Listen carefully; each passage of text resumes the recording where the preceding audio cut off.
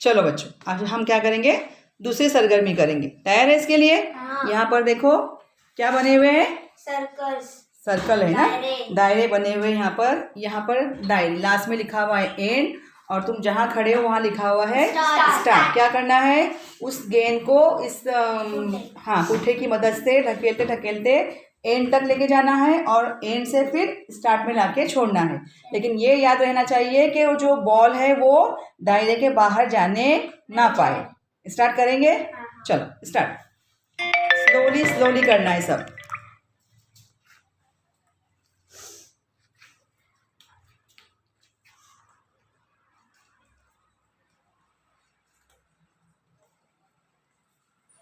Very good. दायरा छोड़ना नहीं है, सर्कल में ही रहना है। Very good. स्टार्ट शाइनर, एकदम स्लोली स्लोली। हाँ चलो, दायरे में उसको रोक के रखना है, दायरे से बाहर गए तो फिर आउट हो जाएंगे।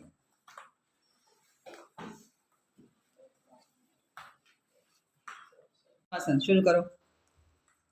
दायरे में रखना है, दायरे से बाहर गया अगर बॉल तो आउट हो जाएंगे।